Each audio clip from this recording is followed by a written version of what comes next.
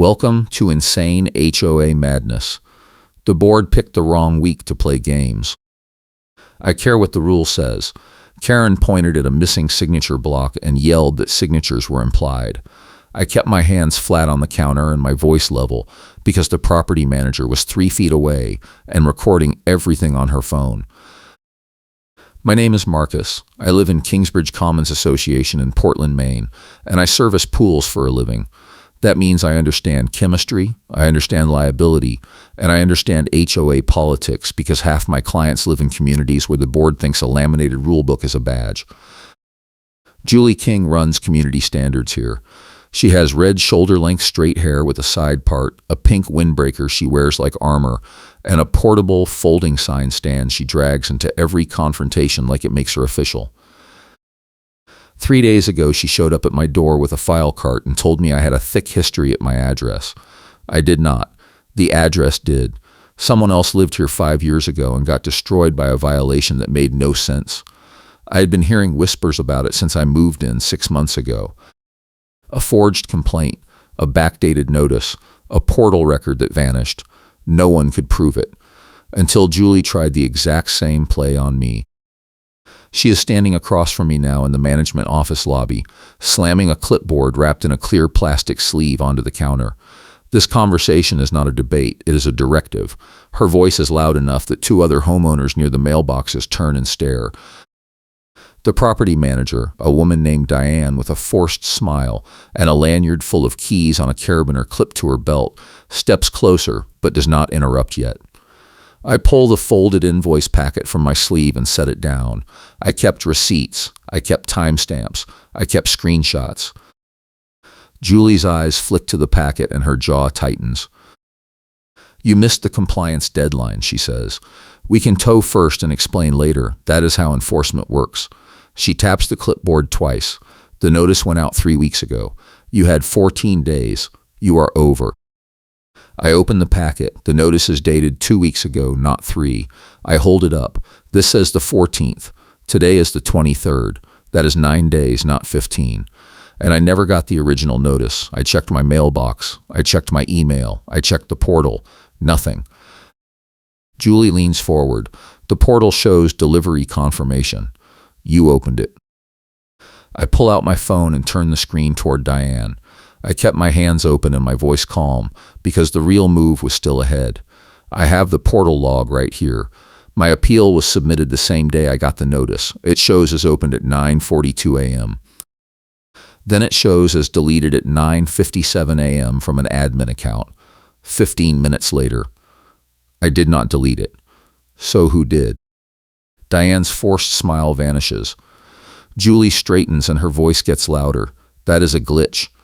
The system does that sometimes. It does not mean you are excused. The deadline stands. I turn to Diane. Does the system delete appeals on its own? Diane hesitates. She looks at Julie, then at me. No, it does not. If an appeal is deleted, it is manual. We would need to check the admin log to see which account did it. Julie cuts in. We are not doing an audit over a minor compliance issue. You are out of time. The fine is issued. If you want to contest it, you can request a hearing, but the hearing will not reverse the timeline. This conversation is not a debate, it is a directive. I look at Diane. I want a hearing. I also want a copy of the admin log for the portal. I am requesting it under the records policy. I will pay the fee. Diane nods slowly. I will submit the request. It will take 3 business days. Julie slams the clipboard again. He does not get to stall enforcement with a records request. The fine stands. The tow authorization is already filed. I turn back to Julie. You filed a tow authorization without giving me a chance to appeal. That is not in the rules. The rules say 14 days, then a hearing, then enforcement. You skipped the hearing. Julie's smile is thin and cold. We accelerate enforcement for repeat offenders. Your address has a history. I lean forward. My address has a history, not me. I moved in 6 months ago. Whatever happened before is not my problem. And if you are accelerating enforcement based on someone else's record, that is selective enforcement, and I will file a complaint with the state. The room goes quiet. The two homeowners near the mailboxes are staring now. One of them pulls out his phone. Diane shifts her weight and her keys clink. Julie's face goes red. You do not get to threaten the board. I have documentation. I have a full file on this address. I will produce it at the hearing if you want to waste everyone's time. Then produce it now. Julie's mouth opens, then closes. She grabs the clipboard and turns toward the door. The hearing is scheduled for next Wednesday at 7 p.m. Bring your evidence. We will bring ours. She walks out. The portable folding sign stand scrapes across the floor behind her. The door swings shut and the hum of the HVAC fills the silence. Diane exhales and sets her phone down. I will get you that admin log. Off the record, if someone deleted your appeal manually, that is a problem. I nod.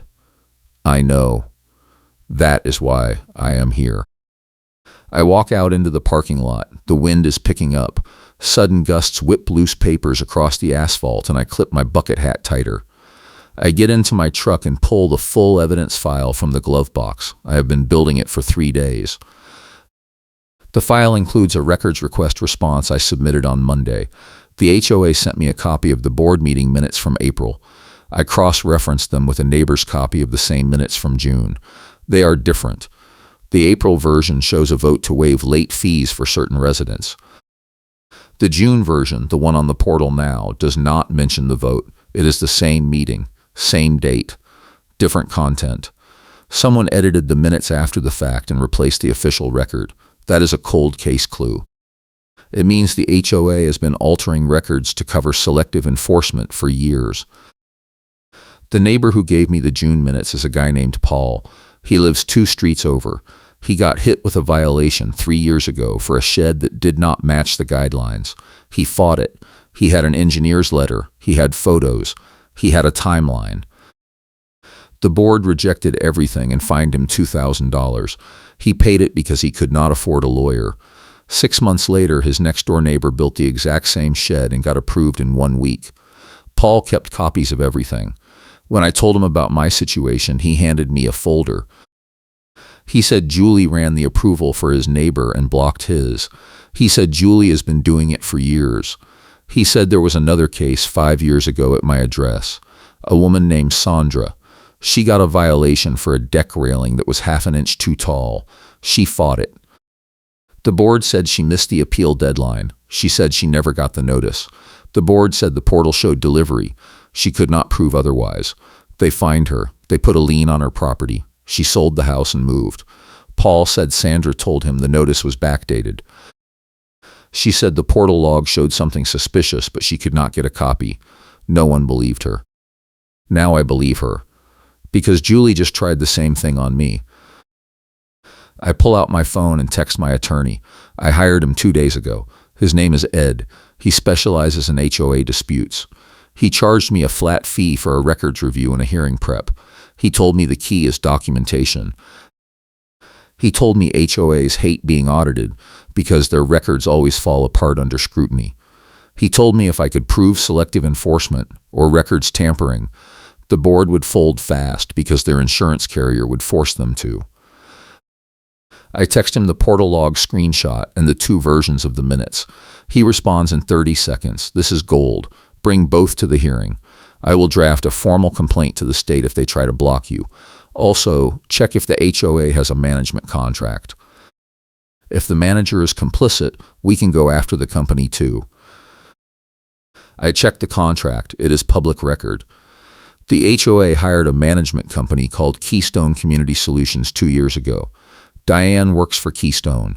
The contract includes a clause that says Keystone is responsible for records integrity and compliance with state HOA law.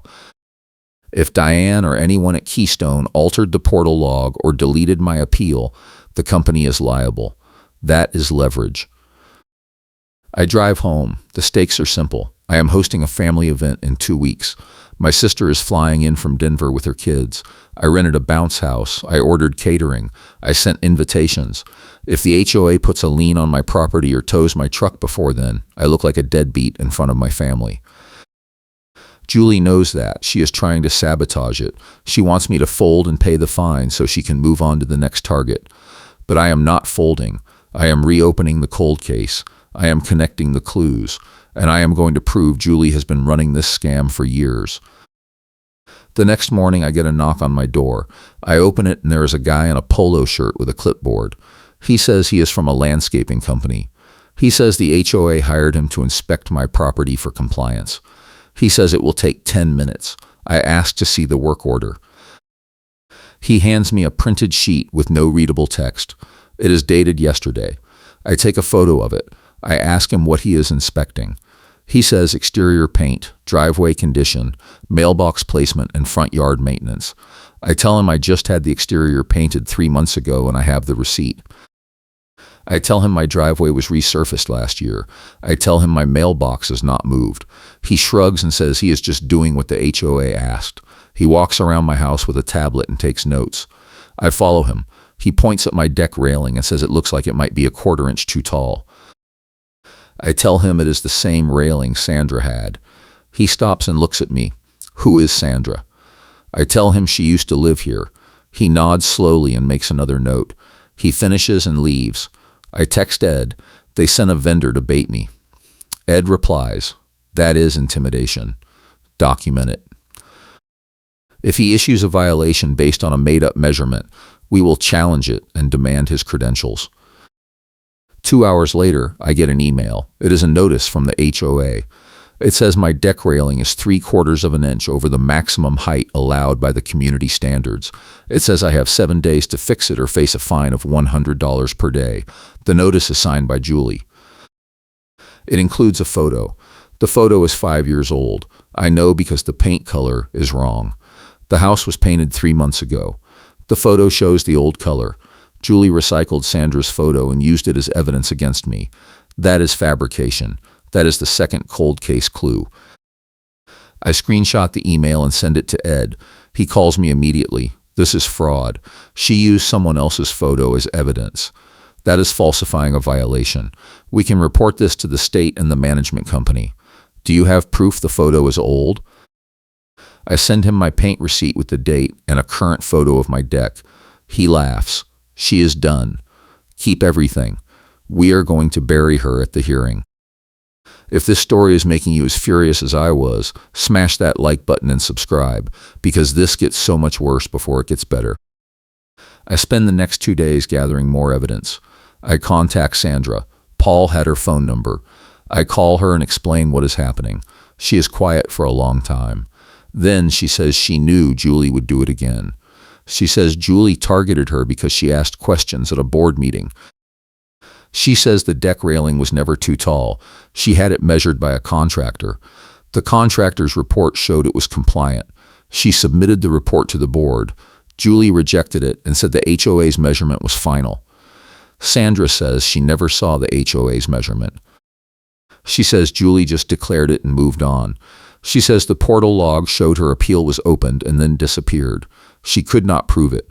She sold the house at a loss and left. She says she kept copies of everything. She emails me a folder. Inside is the contractor's report, the original violation notice, and a screenshot of the portal from 5 years ago. The screenshot is blurry, but it shows the same thing mine does. An appeal submitted. An appeal deleted. The timestamp is visible. The admin account is not. Sandra says she tried to fight it, but no one would help her. She says she is glad someone is finally going after Julie. She says if I need her to testify, she will. I add Sandra's folder to my evidence file.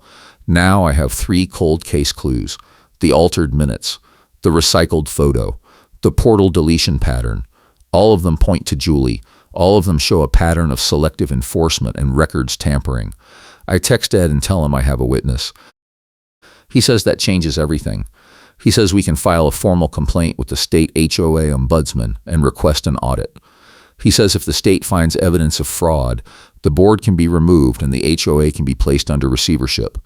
He says it takes time, but it is the nuclear option. I tell him I do not have time. My attorney needs one more document today and the HOA is stalling to run out the clock. The hearing is in 4 days. Ed says he will draft the complaint tonight and we will file it the morning of the hearing. He says that will force the board to take us seriously because the state will be watching. The next day, I get another knock. This time it is Julie. She has the file cart. She wheels it up my driveway like she owns the place. She is wearing her pink windbreaker and her gray sun hat even though it is overcast. She has the clipboard wrapped in the clear plastic sleeve. She stops 3 feet from my door and points at the cart. I brought the full history on this address. Every violation, every fine, every appeal, every denial. You wanted documentation. Here it is. I step outside. I am wearing my white work shirt and my blue bucket hat. I have my phone in my hand. I start recording. I want to see it. Julie smiles. You will see it at the hearing.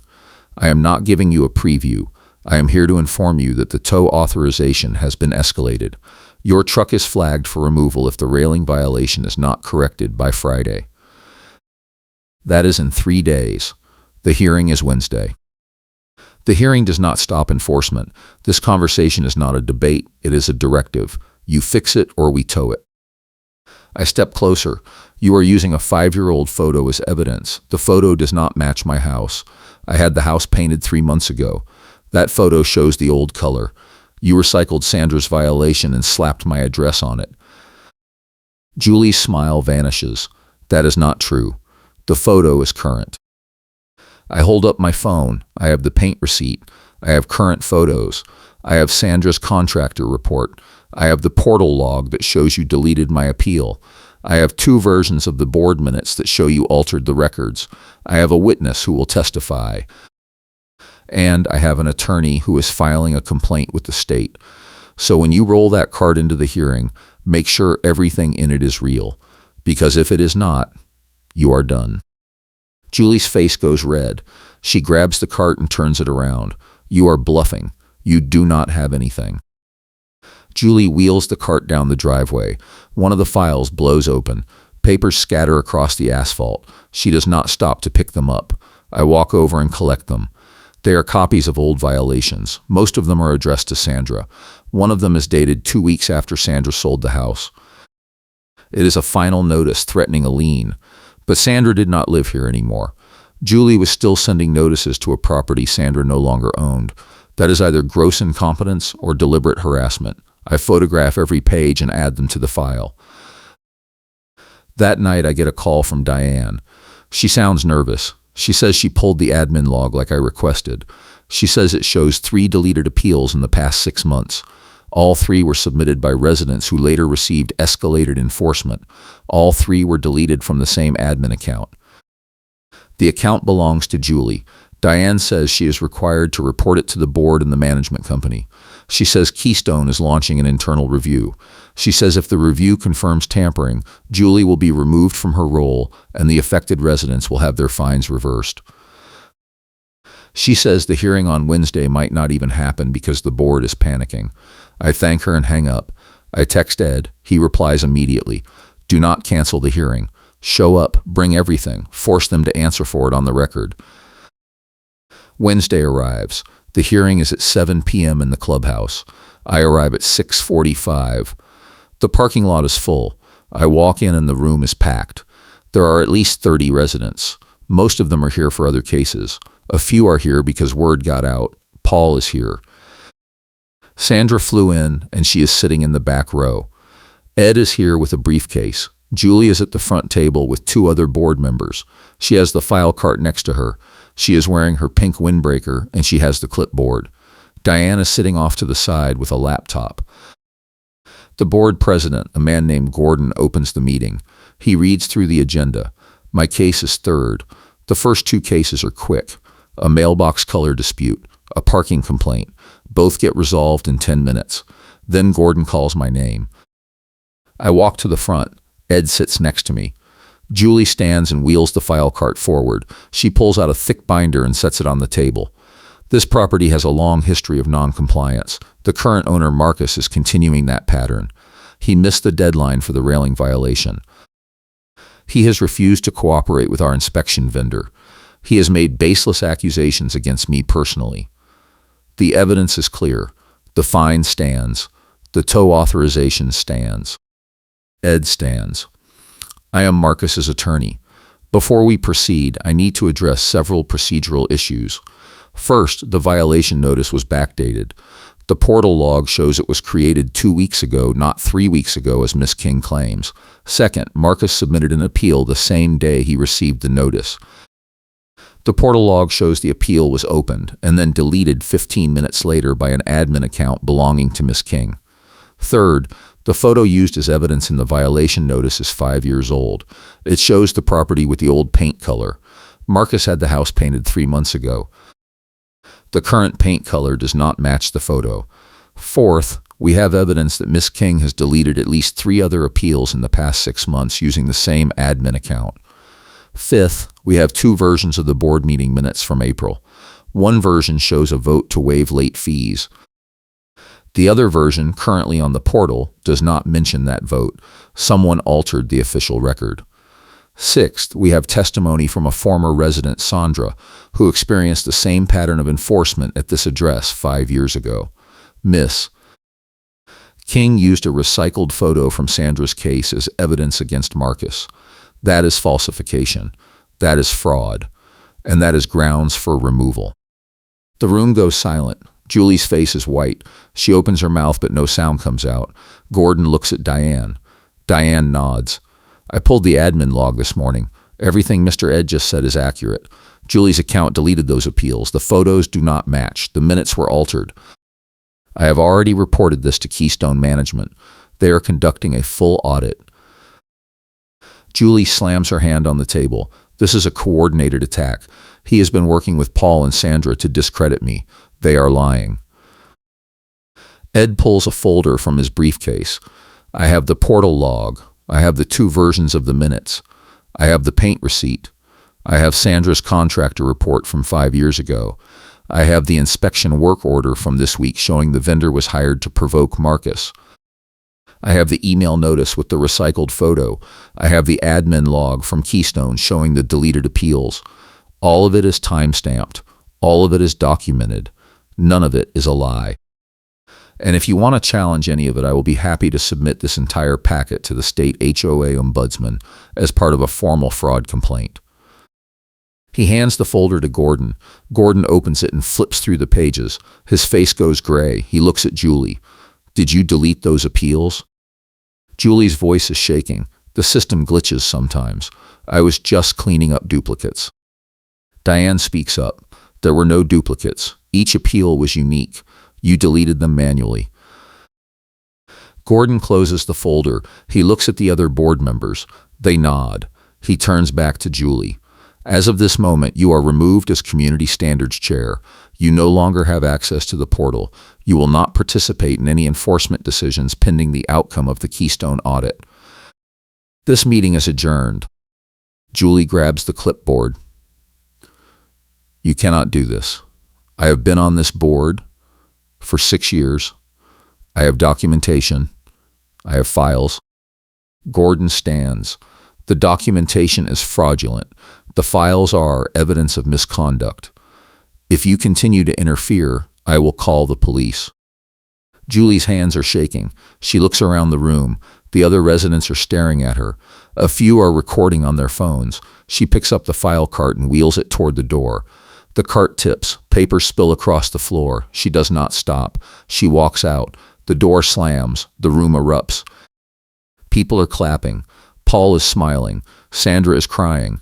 Ed packs up his briefcase and shakes my hand. That is how you win. I walk outside. The wind is fierce now. Papers are still scattered across the parking lot. I pick up a few. They are copies of old violations.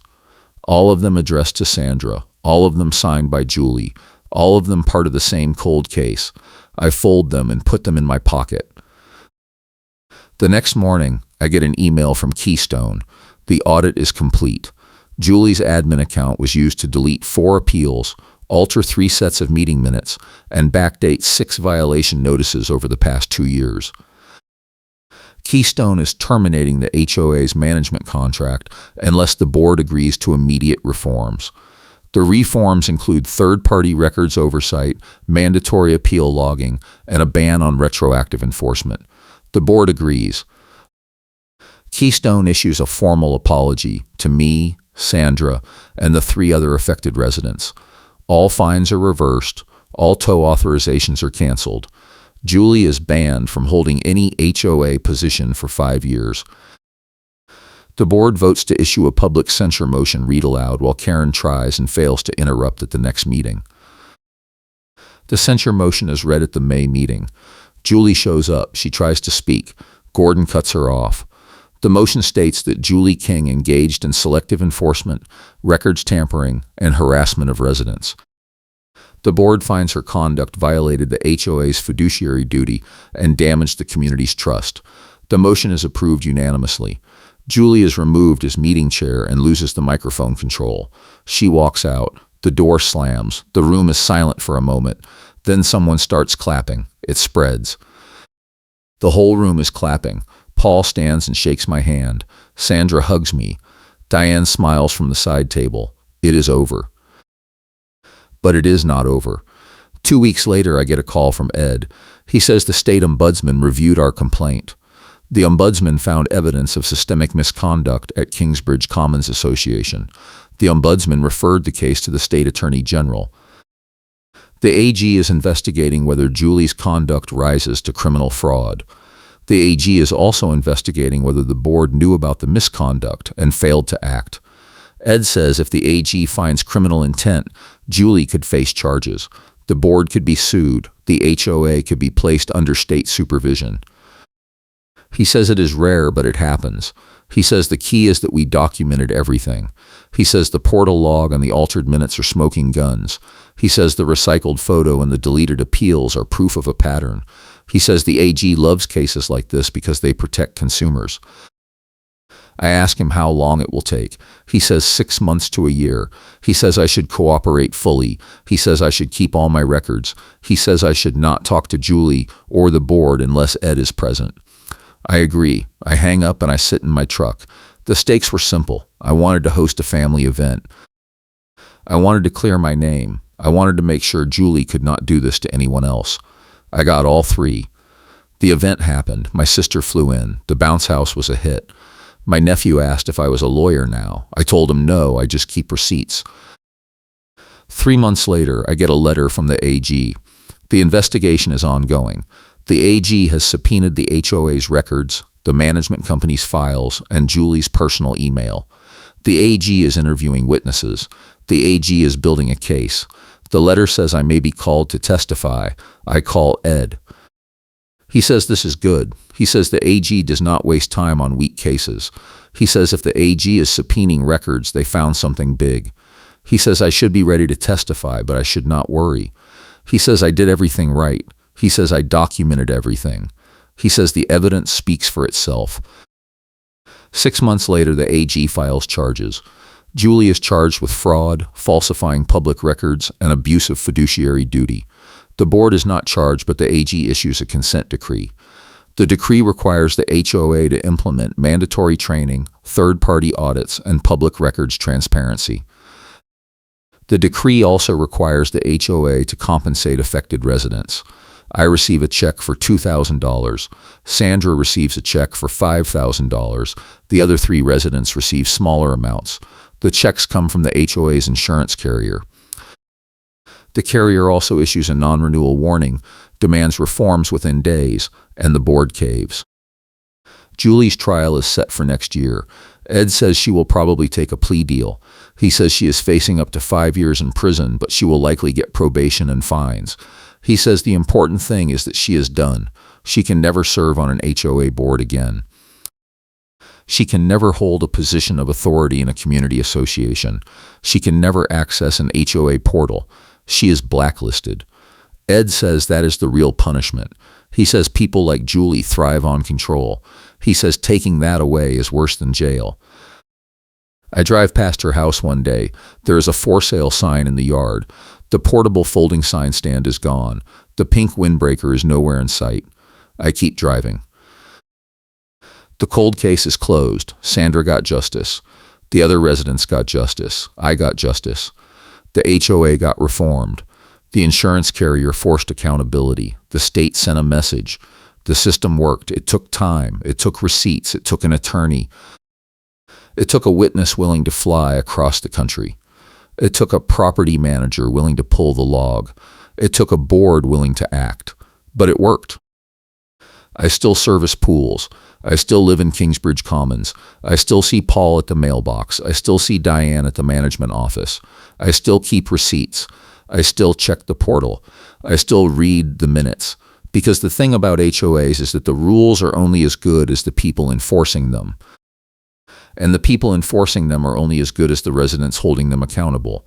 Julie got away with it for 6 years because no one had the receipts, no one had the time, no one had the attorney, no one had the witness. But I had all four, and that made all the difference. The attorney email refusing to continue after seeing the misconduct came 2 weeks before the hearing. Ed called me and said he got a copy of an email thread between the HOA's attorney and the board. The HOA's attorney reviewed the evidence Ed sent over as a courtesy demand. The attorney told the board that if they proceeded with enforcement, he would withdraw.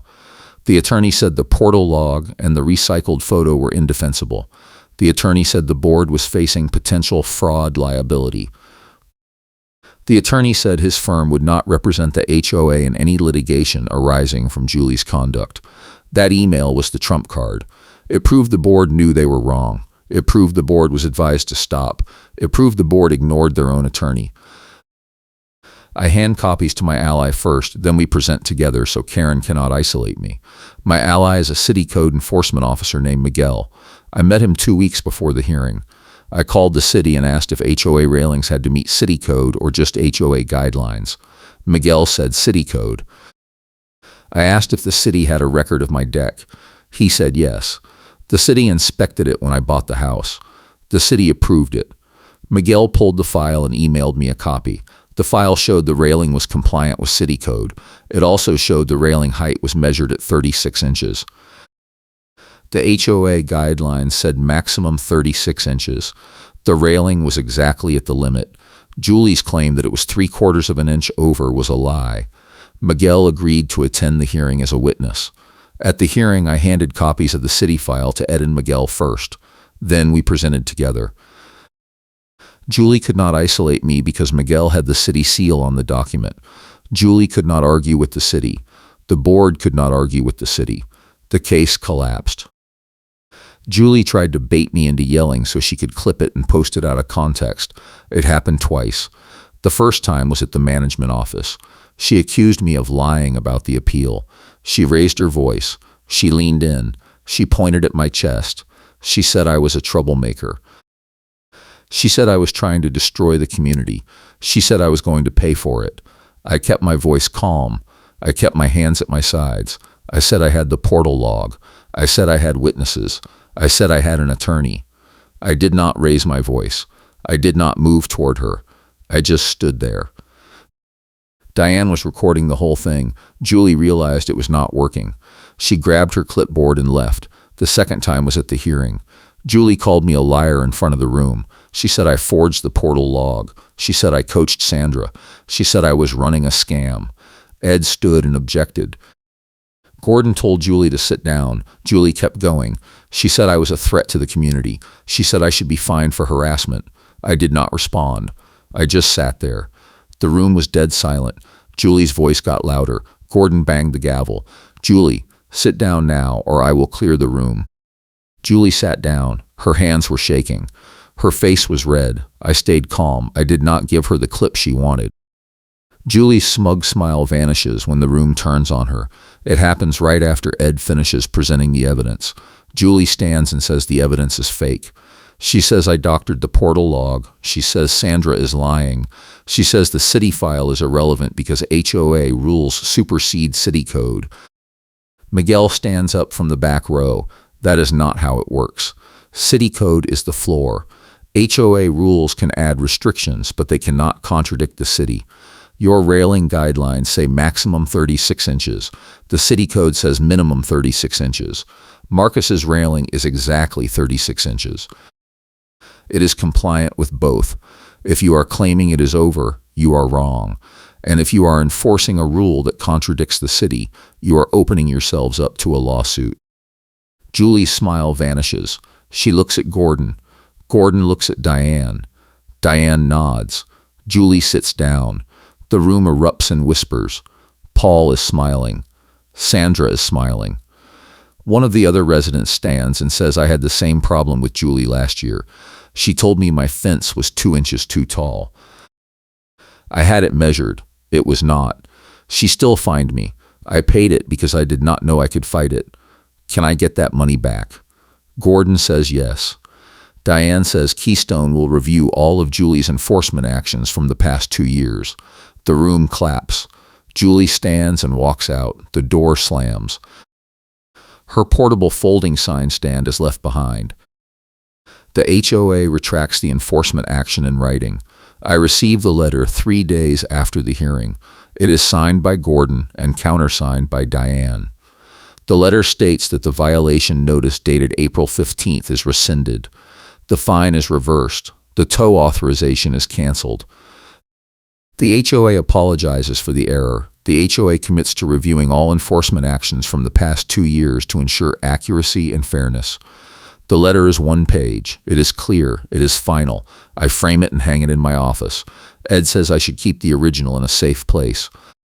He says if the HOA ever tries anything again, the letter is proof they admitted fault. He says it is gold in court. Julie is removed as meeting chair and loses the microphone control. It happens at the May meeting, the same meeting where the censure motion is read. Gordon announces the change at the start. Effective immediately, Julie King is removed from all board committees and officer positions. She will retain her board seat pending the outcome of the state investigation, but she will have no enforcement authority, no portal access, and no meeting control. Julie stands and objects. Gordon says the decision is final. Julie says this is illegal. Gordon says it is not. The bylaws allow the board to remove officers by majority vote. The vote was unanimous. Julie sits down. She does not speak for the rest of the meeting. When the censure motion is read, she tries to interrupt. Gordon cuts her mic. Julie yells without the mic. Her voice is drowned out by the clapping. She grabs her things and leaves. The portable folding sign stand tips over on her way out. The public censure motion read aloud while Karen tries and fails to interrupt is the most satisfying moment of the entire process. Gordon stands at the front table and reads from a printed document. The motion states that Julie King, in her capacity as Community Standards Chair, engaged in conduct unbecoming of an HOA officer. The motion lists specifics: deleting resident appeals from the portal, backdating violation notices, using fraudulent photos as evidence, altering board meeting minutes, selectively enforcing rules to target specific residents, ignoring legal advice from the HOA's attorney. The motion concludes that Julie's conduct violated her fiduciary duty, damaged the community's reputation, and exposed the HOA to legal liability. The motion is approved unanimously by the remaining board members. Julie tries to speak. Gordon says no. Julie raises her voice. Gordon bangs the gavel. Julie stands and yells. Gordon signals to Diane. Diane walks over and stands between Julie and the microphone. Julie tries to push past. Miguel, still in the room, steps forward. Julie stops. She looks around. The entire room is watching. She grabs her clipboard and walks out. The door slams. The room explodes in applause. The family event goes off without a hitch. My sister arrives on a Friday. Her kids are 6 and 9. They run straight to the bounce house. The caterer sets up on the patio. The weather is perfect. Clear sky, light breeze, no sudden gusts, no drama. Paul stops by with his wife. Sandra sends a card. Ed sends a text. Diane waves from across the street. The kids play for hours. My sister asks how I pulled it off. I tell her I kept receipts. She laughs. She thinks I am joking. I am not. The cold case is not just closed, it is solved. Sandra got vindicated. The other residents got refunds. I got my life back. Julie got consequences. The system got reformed. The insurance carrier forced accountability. The state sent a message. And the HOA learned that you cannot fake authority forever. Eventually, someone will have the receipts. I still keep the portal log screenshot on my phone. I still keep the 2 versions of the minutes in a folder. I still keep the paint receipt in my glove box. I still keep Sandra's contractor report in my office. I still keep the city file in a safe. Because the thing about cold cases is that they stay cold until someone reopens them. And the thing about reopening them is that you need proof. You need documentation. You need witnesses. You need time. You need an attorney. You need an ally. You need a little bit of luck. But most of all, you need to care what the rule says. Because the rule is the only thing standing between you and someone like Julie. The insurance carrier's non-renewal warning arrives in July. It is addressed to the board. A copy is sent to all residents. The warning states that the carrier reviewed the HOA's recent legal activity, including the state investigation, the fraud charges, and the consent decree. The carrier found that the HOA's governance practices created unacceptable liability exposure. The carrier is placing the HOA on a 90-day corrective action plan. If the HOA does not implement mandatory reforms within 90 days, the carrier will non-renew the policy. The reforms include third-party management oversight, quarterly compliance audits, mandatory director and officer training, and a whistleblower hotline. The board votes to accept the plan. The alternative is losing coverage. Without coverage, the HOA cannot operate. The bank would foreclose on the common areas. Property values would collapse. The board has no choice. They cave. The reforms are implemented in 60 days. Keystone hires an independent auditor. The auditor reviews 2 years of records. The auditor finds 14 cases of questionable enforcement. All 14 are referred back to the affected residents for review. Most of the fines are reversed. The HOA writes checks. The residents cash them. The carrier renews the policy. The premium goes up, but the HOA survives. Julie's house sells in September. The new owners are a young couple from Boston. They have no idea what happened. Paul fills them in over coffee. They ask if the HOA is safe now. Paul says yes. The reforms are real. The audits are real. The training is real. The whistleblower hotline is real. The new board president is a retired accountant who runs meetings by Robert's rules. The new community standards chair is a paralegal who actually reads the bylaws. The portable folding sign stand is gone. The clipboard wrapped in a clear plastic sleeve is gone. The file cart is gone. Julie is gone. I run into Diane at the grocery store in October. She says Keystone lost the contract. The board voted to switch to a new management company. Diane says she is not upset. She says Keystone's reputation took a hit. She says the audit exposed gaps in their systems. She says the new company has better controls. She says she got a job with them. She says she learned a lot from the whole mess. She says she will never delete an appeal again. She says she will never alter a record again. She says she will never look the other way again. I tell her I appreciate that. She says she appreciates me. She says I did what most people do not have the time or resources to do. She says I held the HOA accountable. She says the community is better for it. I thank her. I push my cart toward the checkout. I see Julie in the next aisle. She sees me. She turns and walks the other way. I do not follow. I do not care. I already won. The state trial is scheduled for next spring. Ed says Julie's attorney is negotiating a plea. Ed says the AG wants jail time, but will probably settle for probation, fines, and a permanent ban from HOA service. Ed says the important thing is the conviction. Ed says once Julie has a fraud conviction on her record, she is done. She can never hold a fiduciary position again. She can never manage money. She can never run for office. She can never control a community. Ed says that is justice. I agree. I host Thanksgiving at my house. My sister flies in again. Paul and his wife come over. Sandra sends a video message. Ed sends a card. Miguel stops by with his family. We eat turkey and stuffing and pie. The kids play in the yard. The weather is cold but clear. No wind, no drama, no HOA, just family. Just friends. Just people who showed up when it mattered. That is all you need. That is all you ever needed. The cold case taught me something. It taught me that the people who abuse power count on you not having the time, not having the money, not having the knowledge, and not having the will.